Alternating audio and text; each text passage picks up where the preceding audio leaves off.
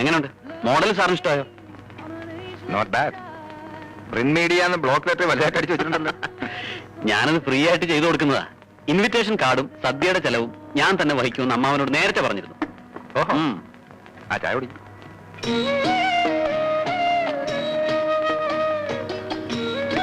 പഠിക്കുന്ന BA കാണുന്നൊക്കെ പറഞ്ഞാലും ആദരയ്ക്ക് ഇപ്പോഴും കൊച്ചു കുട്ടികളുടെ സ്വഭാവമാണ്. പ്രഗത്ഭനായ ഒരു പബ്ലിക് പ്രോസിക്യൂട്ടറുടെ സഹധർമ്മിണിയാവാനുള്ള മെച്യൂരിറ്റി അവൾക്കുണ്ടോന്നാണ് എന്റെ ആശങ്ക. കുറച്ച് കുട്ടിത്വമില്ല, പിന്നെ ലൈഫിന് എന്താ ഒരു രസം. എന്റെ പ്രൊഫഷനിൽ ഒരുപാട് ടെൻഷനുണ്ട്. പിന്നെ ഫാമിലി ലൈഫ് കുറച്ച് ലൈറ്റ് ആയില്ലേ മനുഷ്യന് ഭ്രാന്ത് പിടിക്കില്ല. ഈ ആറ്റിറ്റ്യൂഡ് ഉള്ള ഒരാളെ അല്ല ആദ്യം മാരേജ് ചെയ്യുന്നെങ്കിൽ അഡ്ജസ്റ്റ് ചെയ്യാൻ വലിയ പാടാ. ഇതൊക്കെ പറഞ്ഞ് ഭാനു എന്നെ പേടിപ്പിക്കണം. അത്രയ്ക്കൊരു പ്രശ്നക്കാരിയാണോ എന്റെ ഭാര്യയായിട്ട് വരാൻ പോകുന്നത്? അയ്യോ അല്ല, നേരത്തെ ഒരു പിക്ചർ ഉണ്ടായിരിക്കുന്നത് എത്രയായാലും നല്ലതല്ലേ, അതുകൊണ്ട് പറഞ്ഞതാ. Thank you. ഇപ്പൊ തന്നെ അവളെന്തോ ലെറ്ററോ ഗ്രീറ്റിംഗ് കാർഡോ ഒക്കെ എഴുതി അയക്കാൻ പോകുന്നുണ്ടെന്ന് അവിടെ പറയുന്നു കേട്ടു. ഉള്ള കുസൃത്തരങ്ങളെല്ലാം എഴുതി പിടിപ്പിച്ചിട്ടുണ്ടാവും. ഹാൻഡ് റൈറ്റിംഗും സാഹിത്യവും ഒക്കെ അറിഞ്ഞിരിക്കാവല്ലോ. വക്കീലല്ലേ, അല്പം കുരുട്ട് ബുദ്ധിമണ്ടയിൽ ഉണ്ടാവും. എന്തായാലും ഒരു കാര്യം ഉറപ്പാ, ഒന്നുകിൽ ആ ലെറ്റർ അങ്ങേർക്ക് കിട്ടിയിട്ടില്ല, അതല്ലെങ്കിൽ കിട്ടിയിട്ടും അങ്ങേരത് വലിയ കാര്യമായിട്ട് എടുത്തിട്ടില്ല. ഇനി നീയായിട്ടത് കുത്തിപ്പൊക്കി വലിയ പ്രശ്നമാക്കാതിരുന്നാ മതി.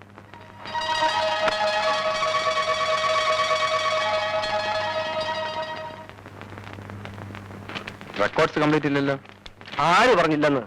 എല്ലാ പേപ്പേഴ്സ് പോലുണ്ട്, അതും ശക്തമായ എവിഡൻസ്. എന്ത് ശക്തം? ശരിയായ FIR ഇല്ല, സാക്ഷികളില്ല. റേപ്പ് നടന്നിട്ടുണ്ടെന്നും അതിന്റെ ആഘാതത്തിലാണ് മരണം സംഭവിച്ചതെന്നും പോസ്റ്റ്മോർട്ടം റിപ്പോർട്ടിൽ പറയുന്നു. പക്ഷേ കൊല്ലപ്പെട്ട ഗായത്രി മേനോന്റെ ബോഡിയിലെയും വസ്ത്രങ്ങളിലെയും വിരലടയാളം ഭൈരവന്റേതാണെന്ന് തെളിയിക്കുന്ന രേഖകളില്ല. ഭൈരവന്റെ ബിസ്ക്കറ്റ് കമ്പനിയിൽ സംഭവ ദിവസം ഇന്റർവ്യൂവിനുണ്ടായിരുന്ന മറ്റു ഉദ്യോഗാർത്ഥികളെ കക്ഷി ചേർത്തിട്ടില്ല. ഫോറൻസിക് വിദഗ്ധരും ഫിംഗർ പ്രിന്റ് എക്സ്പെർട്ടുകളും ഈ കേസിന്റെ അന്വേഷണത്തിൽ ഇൻവോൾവ് ആയിരുന്നു. എന്നിട്ട് അവരുടെ പേപ്പേഴ്സ് ഒക്കെ എവിടെ?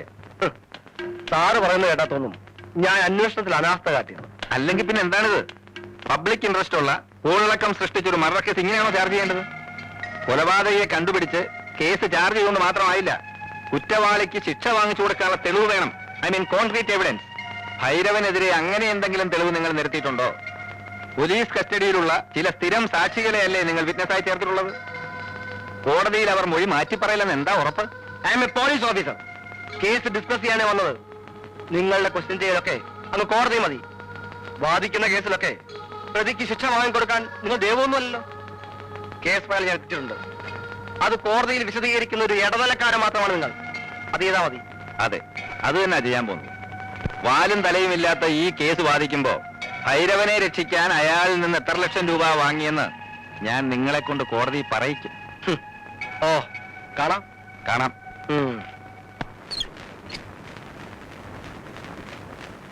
എടാ ഉണ്ണിയുടെ അപ്പുറത്തെങ്ങാനും കാണും. അവൻ കാപ്പ് കുടിക്കുന്ന കാര്യം മറന്നു കാണും. എടാ ഉണ്ണി, നീ കാപ്പ് കുടിക്കുന്നില്ലേ? കഴിക്കാനൊരു മൂടില്ലമ്മേ. ഞാൻ ഇന്നോ നാളെ ഇവിടുന്ന് മാറി താമസിച്ചാലോ എന്ന് ആലോചിക്കുക. അതെന്താ? കല്യാണ മുഹൂർത്തം അടുത്തടുത്ത് വരികയല്ലേ ഞങ്ങൾ രണ്ടാളുടെ. എടാ, നീ ഇവിടുന്ന് മാറി താമസിക്കണമെന്ന് ഞാൻ വെറുതെ പറഞ്ഞതല്ലേ? നീ അത് സീരിയസ് ആയിട്ട് എടുത്തത്? നീ തമാശയായിട്ട് പറഞ്ഞാണെന്ന് എനിക്കറിയാം. പക്ഷേ നിന്റേതായിട്ടൊരു ജീവിതം തുടങ്ങുമ്പോ ഞാൻ ഇനി ഇവിടെ പറ്റിക്കൂടുന്നത് ശരിയാണോ അമ്മേ? അമ്മ വിഷമിക്കണ്ട. അമ്മയുടെ രുചികരമായ പാചകം അനുഭവിക്കാൻ ഞാൻ ഭാര്യയും കൂട്ടി അടിക്കടി അല്ല ദിവസവും ഇങ്ങോട്ട് വന്നോളാം. ഇവിടെ അടുത്താണല്ലോ വീട്. നിന്റെ വീട് ഇതുവരെ ഞാനൊന്ന് കണ്ടില്ലല്ലോ. അവിടെ സംഗതിയൊക്കെ ഒന്ന് സെറ്റപ്പ് ചെയ്യണ്ടേ? പബ്ലിക് പ്രോസിക്യൂട്ടർ ആണെന്ന് കരുതി വിളിക്കാൻ മടിക്കണ്ട. ഏത് സമയത്ത് ഞാൻ വരാം. നിന്റെ കാര്യങ്ങൾ നോക്കാൻ തന്നെ നിനക്ക് സമയമില്ല. വീട് മെനകെടാക്കാൻ അമ്മായിയപ്പൻ അവിടെ ഒരാളെ നിർത്തിയിട്ടുണ്ട്. ഷോക്കേസ് ഉണ്ടാക്കുക. ഓ, ആഹാ, അപ്പൊ കല്യാണത്തിന് മുമ്പേ അമ്മായി അച്ഛൻ മരുമോനെ അങ്ങ് ഏറ്റെടുത്തു അല്ലേ? ഇത്രയും കാലം ഇവിടെ നിന്ന് അനുഭവിച്ച യാതനകളൊക്കെ ഈ കല്യാണത്തോടെ തീരുമെന്ന് ജാതകത്തിൽ പറഞ്ഞിട്ടുണ്ട്. ഇത് ഉറപ്പിച്ച അന്ന് മുതൽ എനിക്ക് നല്ല ടൈമാ അമ്മേ. എന്നാ ഒന്ന് കാത്തുടി. കഴിക്കണോ? എന്നാ വേണ്ട. എന്നാ കഴിച്ചോളാം. വെറുതെ അതും ഇതുമൊക്കെ ആലോചിച്ച് ഞാൻ എന്തിനാ എന്റെ ശരീരം മെലിയിപ്പിക്കുന്നത് അല്ലേ? എന്താ ചമ്മന്തിയാ? ദോശ അമ്മേ. അവിടെ ഓ, തണുത്ത് പോയി. അയാൾ എന്താ ഉദ്ദേശിക്കുന്നത് എനിക്ക് മനസ്സിലാകുന്നില്ല.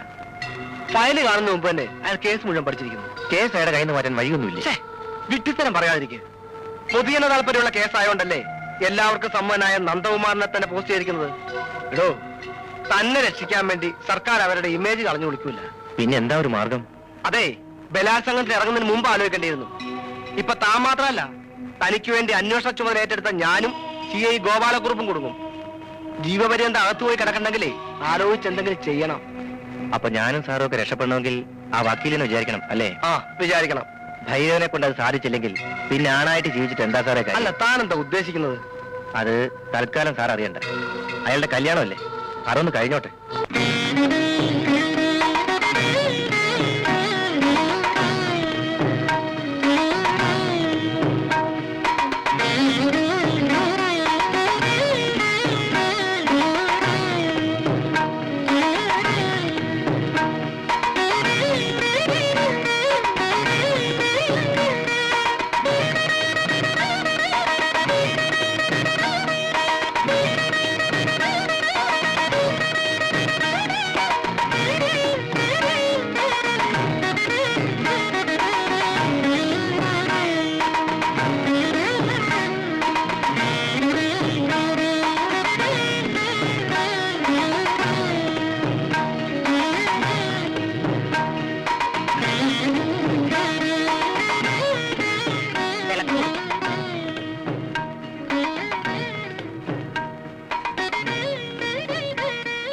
വലതുകാലം വെച്ച് കയറുമോളെ.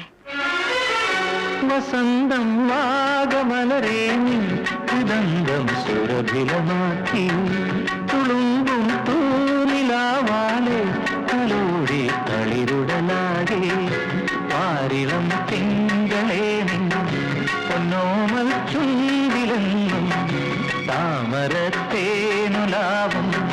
പൈമ്പാലായി പെയ്തിറങ്ങാം ഒന്നരികെ വാ.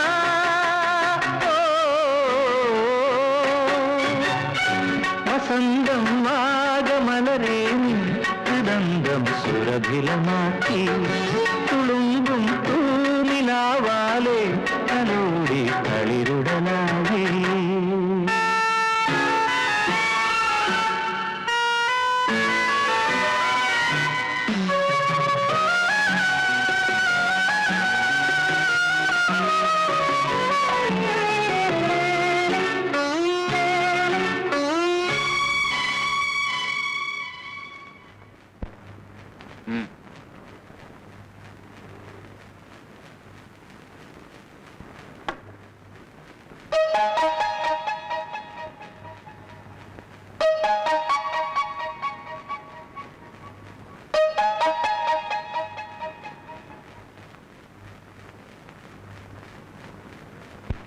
ആരാധനാലയങ്ങൾ ഇടിച്ചു പൊളിക്കാൻ 6 അംഗ കമ്മിറ്റിയെ നിയോഗിച്ചിരിക്കുന്നു. രാവിലെ ഒരു ഗ്ലാസ് ചായ തന്നൂടെ? ചായ തന്നൂടെ വസന്ത കോകിലേ? ഇവള് ചത്ത. കൊണ്ടുവരുന്നു. ആ, എന്താ? അല്ല, ചായ വേണോന്ന് പറഞ്ഞായിരുന്നു. അല്ല, ചാരായം വേണോന്ന് പറഞ്ഞ പോലെ തോന്നി. അത് തോന്നലായിരുന്നു. അത് ശരി. ഒന്ന് പിടിച്ചേ. ഒന്ന് കാലിങ്ങോട്ട് മാറ്റോ. ഒന്നിങ്ങോട്ട് മാറ്റോ. ഈ എണീറ്റാലുടനെ ചായ കുടിക്കണമെങ്കിലേ ചേട്ടനും കൂടെ അടുക്കളയിലോട്ട് വന്ന് എന്നെ ഒന്ന് ഹെൽപ്പ് ചെയ്തൂടെ? ആ, ഹെൽപ്പ് വേണോ? എന്നാ ഞാൻ പറഞ്ഞ പോലെ ഒരു സെർവന്റ് ഏർപ്പാട് ചെയ്യണം. ഓഫീസിൽ പോക്കും അടുക്കള ജോലിയും കൂടെ എനിക്ക് ഡിഫിക്കൽട്ടാ. ആ, പിന്നെ ചേട്ടാ, അഡ്വക്കേറ്റ് നന്ദകുമാർ ചേട്ടന്റെ ഫ്രണ്ടാണെന്നല്ലേ പറഞ്ഞത്? എന്താ അവനെ പറ്റി വാർത്ത വല്ലതും പത്രത്തിൽ വന്നോ? വാർത്ത വരാനുള്ള സമയമായിട്ടില്ലല്ലോ. പ്രശ്നങ്ങൾ അവിടെ തുടങ്ങിയിട്ടല്ലേ ഉള്ളൂ. ചേട്ടാ, ഞാൻ നന്ദകുമാറിന്റെ വൈഫുമായി ഒന്ന് ടോക്ക് ചെയ്താലോ? അങ്ങനെ ടോക്കണ്ട. അല്ല, പെണ്ണിന്റെ മനസ്സിൽ എന്താണെന്നറിയാലോ? വല്ല ലവ്വോ എന്താ? ലവും ഇല്ല, കിവും ഇല്ല. ഇനി അഥവാ അവളുടെ മനസ്സിൽ എന്തെങ്കിലും ഇച്ചിരി ഉണ്ടെങ്കിൽ അത് വളച്ചൊടിച്ച് വലുതാക്കി കാണിക്കുന്നത് അല്ലെങ്കിൽ വക്കീലന്മാരുടെ പൊതു സ്വഭാവമാണ്. ഇതുകൊണ്ടാണ് ഞാൻ LLBക്ക് പോകാത്തത്. നീ അവിടെ ചെന്ന് സംസാരിച്ച് എന്താ എന്നെ വിളിച്ചത്? നീയെന്നോ? കല്യാണം കഴിഞ്ഞ് ഇത്ര ദിവസമേ ആയുള്ളൂ, അപ്പോഴേക്കും കണ്ടില്ലേ ഒരു പുരുഷ മേധാവിത്വം? നീ പോലും. ഞാൻ പിന്നെ എന്റെ ഭാര്യ എന്താ വിളിക്കേണ്ടത്? വസന്ത കോകിലെന്ന് വിളിക്കണം. ഓ, അത് ഭയങ്കര നീളമല്ലയോ? എന്നാ പിന്നെ ചേട്ടന്റെ ഇഷ്ടം പോലെ അങ്ങ് ചുരുക്കി വിളിച്ചോ. എങ്ങനെ ചുരുക്കും? സുലോചനെ സുലു, വസുന്ധരെ വസു, ആമീനെ ആമി എന്നൊക്കെ വിളിക്കൂലേ? ഈ ബുദ്ധി എനിക്ക് പോയില്ലല്ലോ. വസന്ത കോകില, വസന്ത എന്ന് വിളിച്ചാലോ? അയ്യോ, അത് വേണ്ട. അത് കോഴികൾക്ക് വരുന്നൊരു അസുഖം. കോകിലെന്ന് വിളിച്ചാ? അയ്യോ, അത് വേണ്ട. നിന്റെ ശബ്ദം വെച്ച് നോക്കുമ്പോ ഒട്ടും ശരിയാവൂല. ഞാൻ ഒരു കാര്യം ചെയ്യാം. ആദ്യത്തെ അവസാനത്തെ അക്ഷരം ഒഴിച്ച് ബാക്കിയെല്ലാം കളയാം. വസന്ത കോകില, വാ ല വല. കൊള്ള വലേ. ഓ, ഈ ആൾക്കാർക്ക് റോഡിൽ എന്താ കാര്യം? ജലദോഷം അല്ല, മുടി ദോഷം.